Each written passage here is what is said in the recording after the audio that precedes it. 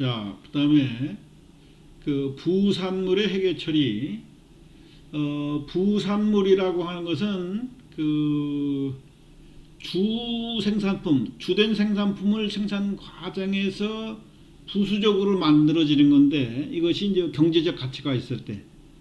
그러니까 제품 생산 과정에서 여러분 뭐 스크래치 나는 것들, 그 파손품들, 그 결손품들 뭐 이런 것들은 우리가 보통 작업 폐물 이라고 생각하는데, 뭐 우리가 이제 원단 회사에서 어떤 의복을 만드는데 이렇게 잘라내고 나머지 천조각을 가지고 무슨 여러 걸 오려 붙여서 무슨 보자기 같은 걸 만들었는데 그게 인기가 좋다. 그리고 계속 나오잖아요. 그러니까 이럴 때는 우리가 이걸 부산물이라 그래요. 부산물. 부산물은 물론 경제적 가치가 있죠. 보통 작업 폐물들 뭐 자르고 나서 이렇게 짜투리 이렇게 나오고 그러면 이게 뭐예요? 사실은 다 이런 거는 우리가 스크랩이라고 그러는데, 이거는 어떻게 보면 작업 폐물이에요. 그냥 이게 막 쌓아가 쓰레기를 버리든지, 혹시 이게 뭐 쓰레기를 버리는데 뭐 어떤 뭐 쿠션 만드는데 뭐 재료로 들어간다거나 그럼 이것도 이제 가치가 있으면 또 팔 수도 있겠죠. 여러분 우리가 농수산물 시장 같은 데 가면 옥수수 같은 걸 팔 때 껍데기를 까잖아요. 그죠? 그 껍데기를 그냥 까서 버리면 이게 다 쓰레기 처리해야 되는 폐물인데, 이것을 농산물 양돈업자나 아니면은 소 키우는 사람들하고 연결돼서 이 쓰레기를 담아가지고 거기다가 이렇게 할 수도 있죠. 그죠? 아니면은 이 쓰레기로 버리면은 쓰레기가 다 돈 내서 버려야 되는데 그 사람들을 가져가겠다면 그냥 줄 수도 있잖아요. 그죠? 자, 그런 것들에 대해서 우리가 회계 처리를 어떻게 하느냐 이런 얘기입니다. 첫 번째, 부산물과 스크랩. 주산물은 메인 프로덕트를 가지고 단일 공정에서 두 가지 이상의 제품을 생산할 때 상대적으로 판매 가치가 높은 제품을 우리가 주산물이란다. 근데 단일 공정에서 두 가지 이상 제품이 나올 수도 있어요. 그때는 그게 다 주산물이기도 해요. 그 다음에 이제 부산물, 주산물에 비하여 상대적으로 판매 가치가 낮은 제품, 이걸 우리가 부산물이라 하는데, 역사적으로 보면 이게 부산물이 오히려 나중에 주산물이 되는 경우도 있어요. 그러니까 이게 내가 A를 만드는데 나타나는 부산물, 폐품 같은 것들인데 이게 경제적 가치가 더 있는 거예요. 뭐 그런 경우조차도 있습니다. 자, 생산 공정은 부산물을 목적으로 해서 가동되지가 않는 거죠. 그죠? 콩으로 두부를 만들 때 두부는 주산물이고 콩비지는 부산물이죠. 이거 쉽게 이해가 되죠. 적지만 판매 가치가 진다. 그러니까 콩비지 찌개를 만드는데 팔면은 이거는 뭐 가치가 있죠. 그러나 이거 콩비지가 너무 세가지고 그냥 버려야 된다 그러면은 이게 일종의 이제 스크랩이죠. 쓰레기예요. 생산 공정에서 사용되는 원재료에서 나오는 자투리 조각입니다. 조작이 아니라 조각, 작업 폐물 뭐 이런 것들 얘기해요. 판매 가치가 없을 수도 있으며 오히려 처분하는데 비용이 들어가는 거예요. 쓰레기 청소 비용이 들어가겠죠. 그러니까 이럴 때 회계 처리를 어떻게 하느냐 하는 얘기입니다. 부산물에 대한 회계 처리는 부산물의 판매 이익은 손익계산서에 수익으로 기록되는 것이 아니라 원가 회수 관점에서 회계 처리한다. 그러니까 부산물이 우리가 이게 주 생산 목적이 아니니까 여기서 뭐 판매 이익이 나오는 것을 오히려 원가를 절감시켜 빼는 방향으로 회계 처리를 하겠다 이런 얘기예요.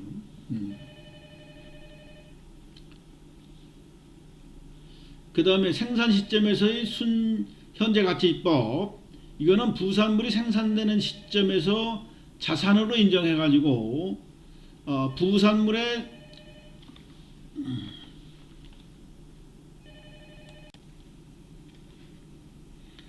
부산물이 생산되는 시점에서 자산으로 인정하는 방법, 이것은 우리가 가치를 인정해서 계산 카운트 하겠다는 얘기고요. 즉 부산물 가치가 중요해서 재고자산이나 이익에 영향을 미칠 수 있는 경우에 적합한 방법이다. 회계 처리하는 방법으로 봐서 부산물이 생산되는 시점에서 순실현 가치를 결합원가에서 차감해서 부산물을 자산으로 기록하는 것이다. 그래서 그 부분만 빼가지고 우리가 제품 원가에서 가치가 있는 부분 빼서 제품 원가를 줄여주면은 우리가 이런 의미가 있죠. 사실 판매할 수가 있는 거니까. 그 다음에 부산물을 처분하는 시점, 이거는 생산 시점에서는 전혀 가치를 두고 있지 않다가 가치를 두지 않으니까 뭐 원가 배분이 일단 안 되겠죠. 그죠? 그래서 부산물을 판매할 때 처리한다 이런 얘기예요. 그래서 부산물이라는 자산에서 차감하는 방식으로 처리한다. 생산 시점에서 제공품에서 부산물로 가는 거죠. 그죠? 그 판매 시점에서 인식한다는 얘기는 그 부산물을 판매할 때 현금 얼마를 받고 어떻게 보면 쓰레기를 판매한다 이렇게 생각하는 거예요.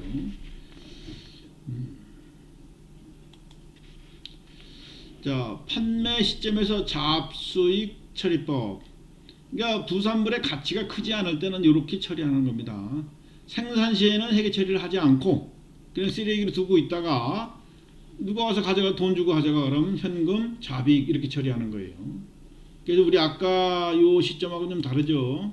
요거는 생산 시점에서 제공품을 잡아놨다가 그죠? 근데 요걸 어떻게 해요? 요거를 완전히 순실현 가치니까 이 부산물 팔 때는 이익이 안 생기는 거예요. 부산물 입고로 부산물에서 현금 들어오면 짝싹 상세세도 없어지겠죠. 그래서 이럴 경우에는 그 제공품에서 이만큼 가치를 떼어놓은, 그러니까 제공품 이만큼 빼놓으니까 어떻게 되겠어요? 제공품에서 이만큼 떼어놓으면 그 나머지가 제품 원가로 되니까 제품 원가에서 결국 차감하는 방법이죠. 이거는 조금 여러분들이 어려울 수도 있어요. 이거는 우리가 원가 회계 개념보다도 회계학에 대한 개념이 탄탄해야 됩니다. 자, 부산물이 생산되는 시점에는 부산물을 별도의 자산으로 인식하지 않고 판매되는 시점에 부산물 판매이익을 잡이익으로 처리하거나 매출 원가에서 차감하는 방식으로 처리한다.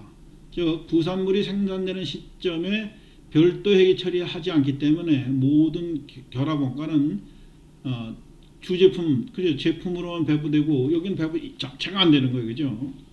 그러니까 부산물이 상대적으로 중요하지 않아 재고 자산이나 이익에 큰 영향을 미치지 않을 경우에 그냥 쓰레기처럼 사놨다가 이 고물상에 팔아버린다거나, 그죠? 그럴 때 팔을 때 잡이익 처리한다는 거예요. 그러나 이제 부산물의 가치가 있을 때는 우리 아까처럼 가치로 인정한다 이런 얘기예요. 자, 그다음 부산물의 회계 처리 방법. 부산물의 회계 처리 방법.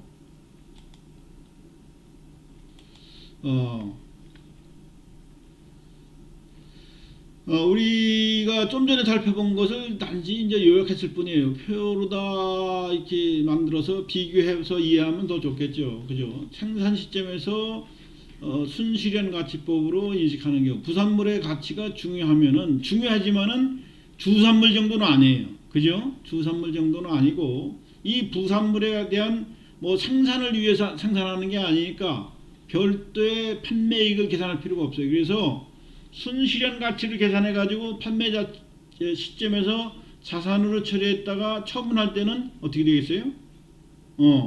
이익이 제로예요. 그러니까 순실현 가치로 기록을 해서 처분 가치를 제로로 하는 거예요. 처분 수익이 없게끔. 그래서 부산물 제공품에서 그 실현 가치만큼 제조원가에서 빠지는, 제공품에서 빼니까, 그죠? 제공품에서 대변에 이렇게 빠지니까 제조원가가 줄어드는 거예요. 그 다음에 판매 시점에서의 잡수익 처리법은 요거는 이제 부산물의 가치가 중요하지도 않고 양도 많지 않아요. 양도 많지 않고 그러면은 그냥 무시하고 있다가 그냥 생산 시점에서 전혀 고려하지 않는 거예요. 갖다가 그냥 쓰레기처럼 싸놓고 있다가 누가 사간다 그러면 파는 거예요. 파니까 이거는 뭐 재산가치를 인정하지 않았으니까 대차절표 표시가 안 됐겠죠. 이 대차절표가 뭐예요? 재무상태표를 얘기하는 겁니다. 재무상태표. 그리고 재무상태표. 자, 그래서 매출원가에서 차감해가지고 자비익으로 처리한다. 이건 좀 말이 어려운데 당연히 매출원가에서 들어가 있질 않아요. 아니기 때문에 그냥 자비익으로 처리하면 된다. 그런 얘기입니다. 공통예제 부산물의 회계처리. 보세요. 아까 계양산에서 이제 주산물 생산 과정에서 200단위의 부산물이 생산됐다. 이게 200단위는 그냥 수치를 주기 위해서인 건데, 뭐 스크랩이거나 찌그레기 같은 거는 뭐 단위나 뭐로 표시할 수는 없겠죠. 그냥 몇 킬로만큼 나왔다 뭐 이런 거죠, 그죠? 부산물의 단위당 판매 가격은 200원이며 이때 단위당 50원만큼 판매 비용이 발생한다. 결합원가는 50만원이 발생했다. 즉 생산 시점에서 순실현가치법으로 적용하여 주산물 및 부산물의 결합원가를 배분하고 또 판매 시점에서 잡식으로 처리할 때는 어떻게 하느냐 이런 얘기죠. 자, 생산 시점에서 순실현가치법. 자, 부산물은 아까 얼마 판매됐죠? 판매 가격이 200에다가 추가적으로 비용이 50원이 발생하니까 순실현 가치는 150원이에요. 150원 곱하기 200단위가 3만원이 발생됐어요.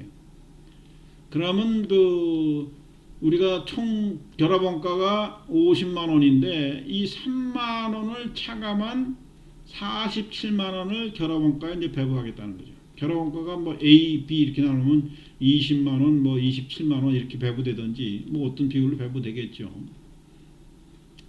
그 다음에 판매 시점에서의 잡수입법. 이거는 결합원가를 전혀 배분을 하지 않죠. 가치를 안 두니까. 그러니까 요런 게 없는 거예요. 그럼 어떻게 될까요? 결합원가 주산물 배부액은 47만원이 아니라 50만원이 되는 거예요. 그죠? 그러니까 결합원가의 주산물의 제조원가도 늘어나고 상대적으로 비교해 보면은 결국 매출원가도 그만큼 늘어나겠죠. 그러니까 전혀 고려하지 않고 있다가 나중에 이것을 이제 팔아 가지고 요것은 이제 만약에 뭐 5만 원 받았다. 그럼 차변에 현금, 대변에 잡이익 5만 원 이렇게 되는 거죠. 이럴 경우에는 어떻게 돼요? 이럴 경우에는 요걸 분개를 해본다고 치면은 차변에 어떻게 돼요? 제품 47만원 대변에 또 차변에 47만원 여기 뭐예요? 그 다음에 부산물 3만원 대변에 제공품 50만원 이렇게 분개되는 거죠. 그래서 이제 나중에 뭐예요? 부산물 3만원이 판매되면 차변에 현금 뭐 3만원으로 계산 건 거죠. 판매 가격에서 판매 비용을 고려했으니까 순실현 가치로 계산해서 대변에 현금 3만원 대변에 부산물 3만원 이렇게 해서 회계 처리가 끝나는 거예요. 그죠? 그래서 이런 것들도 여러분들은 지금 그 회계 원리 수준이나 또는 중급 회계 수준까지 깊은 스터디를 안 했기 때문에 이런 것들이 좀 어려울 거예요. 그러나 회계는 회계 원리 문제를 요거 그냥 책에 나오는 연습 문제 정도 이렇게 풀어보고 그 정도 만족하면 안 돼요. 회계는 항상 많이 풀어보고 티계정도 그려보고 연습장에 수없이 풀어보면서 이러한 구조들이 여러분 머릿속에 체화되면은 회계학은 아주 쉬운 건데 이것이 그냥 뭐 남의 집 얘기 같고 저런 거 왜 안 하시고 그러면은 좀 어렵습니다. 내 교수님 나도 원래 시골서 자라가지고 내 중학교 때 농업을 배웠어요. 전공이. 내 고등학교를 상업학교를 갔는데 수업 시간에 맨날 티가 그리고 차변이 뭐고 말인데 도대체 저걸 왜 배우나 싶더라고. 저런 걸 뭐로 배우지? 아니 공부하기 싫었어요. 근데 이제 1학년 2학기 되니까 그 회계학 부기소의 자격증을 안 따면은 점수를 안 주네. 내가 나온 학교가 이제 설린상업이라고 지금 설린 인터넷 고등학교. 예전에는 인문계 고등학교만큼 아주 좋은 학교였습니다. 그러니까 자격증 따기 위해서 공부했는데 해보니까 아무것도 아니더라고. 처음에 왜 배우지? 저거 쓸데없는 거 왜 배우지? 이럴 때 공부가 안 되는 거예요. 하기 싫은 거예요. 그러나 하고 나니까 너무나 과학적이고 논리적이고 재미가 있더라고요. 여러분들도 그런 재미를 좀 드렸으면 좋겠습니다.